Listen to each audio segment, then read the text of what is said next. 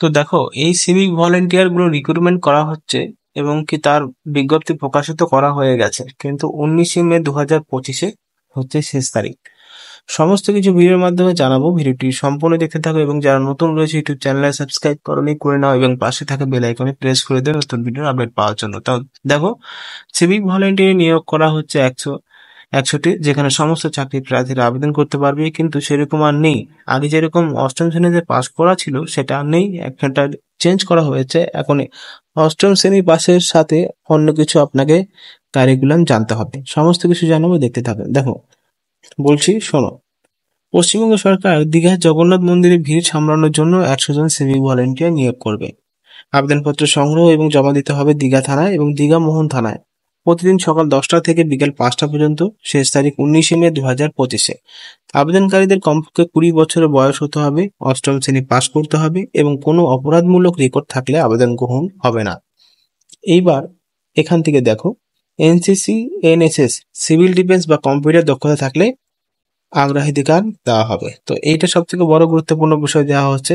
Regular মানুষরা কিন্তু এখানে অ্যাপ্লাই করতে পারবে না। যারা এনসিসি বা এনএসএস বা সিভিল ডিফেন্সে রয়েছেন কর্মরত ভাবে, তাদেরকে এখানে রিক্রুটমেন্ট করা হবে। প্রক্রিয়া দেখো, প্রতিদিন সকাল 10টা থেকে বিকেল 5টা পর্যন্ত দীঘা থানা এবং দীঘা মহা থানায় আবেদনপত্র সংগ্রহ এবং জমা দেওয়া যাবে।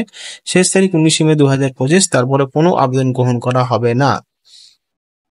তারপরে এখানে দেখো বিস্তারিত রিপোর্ট।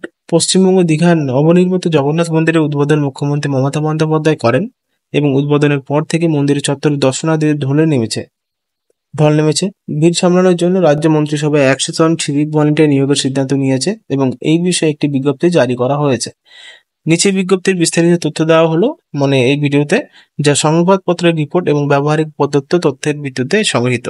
পটভূমির দীঘার জগন্নাথ মন্দির, যা পুরীর জগন্নাথ মন্দিরের অনুকরণে নির্মিত, 30 এপ্রিল 2025 তারিখে অক্ষয় তৃতীয়ার দিন উদ্বোধন হয়। মন্দির চত্বরে প্রতিদিন ভিড় বাড়ছে এবং পুলিশ ভিড় সামলাতে হিমশিম খাচ্ছে। এই কারণে রাজ্য সরকার ভিড় নিয়ন্ত্রণের জন্য 100 জন সিভিক ভলেন্টিয়ার নিয়োগের সিদ্ধান্ত নিয়েছে, যা 23 এপ্রিল 2025 তারিখে নবান্নে অনুষ্ঠিত মন্ত্রিসভা বৈঠকে অনুমোদন হয়।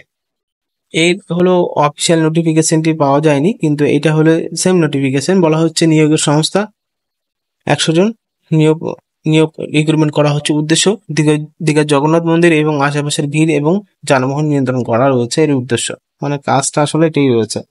তারপরে আবেদনপত্র সংগ্রহের স্থান, কোথা থেকে আপনি আবেদনপত্র সংগ্রহ করবেন? দীঘা থানা এবং দীঘা মোহন থানা।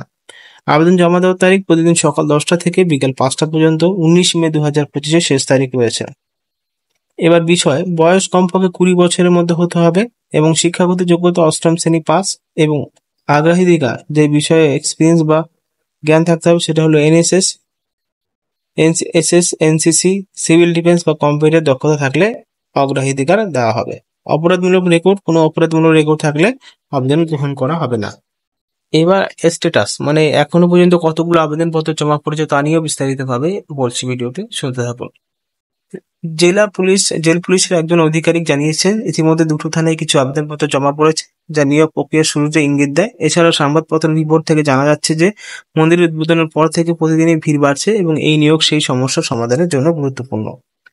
নিয়োগের সিদ্ধান্ত 23 এপ্রিল নেওয়া হয়েছে এবং মন্দিরটি HIDCO দ্বারা নির্মিত এবং একটি পুরো জগন্নাথ মন্দিরের অনুকরণ তৈরি, যা ধর্মীয় এবং পর্যটন কেন্দ্র হিসেবে গুরুত্বপূর্ণ। আবেদন জমা দেওয়ার শেষ তারিখ 19 মে 2025। পরে কোনো আবেদন গ্রহণ করা হবে না বলে পরিষ্কার জানানো হয়েছে। তো বন্ধুরা, যারা আবেদন করতে চাও তারা কিন্তু অতি অবশ্যই দীঘায় গিয়ে 19 মে 2025 তারিখের আগে আবেদন করতে হবে। কোথায় গিয়ে? এখানে তার উপরে আমি দিয়েছি, দেখো, দীঘা মোহনা থানায়। দেখো, প্রত্যেকটি জেলা থেকে আবেদন করা হবে, নিয়োগ করা হবে। তুমি ভেবো না যে দীঘা মোহনা মানে ওইখানকার মানে লোকেরাই আবেদন করতে পারবে, সেই বিষয়টা না। এখানে তুমি অন্য থানার থেকে হলেও তুমি কিন্তু অ্যাপ্লাই করতে পারবে, কোনো অসুবিধা নেই। শুধুমাত্র ওখানে পোস্টিংটা পড়বে, ওখানে থেকেই তোমাকে কাজ করতে হবে। তো আরো যদি বিশেষ জানার ইচ্ছা থেকে অবশ্যই আরেকটা ভিডিও বানাবো যদি থাকে, কিভাবে অ্যাপ্লিকেশনটা করতে হবে, কোথায় জমা দিতে হবে, সব নিয়ে। তার জন্য ভিডিও সাবস্ক্রাইব করে রাখবে চ্যানেলটিকে এবং পাশে থাকা বেল আইকনে প্রেস করে রাখবে। ধন্যবাদ।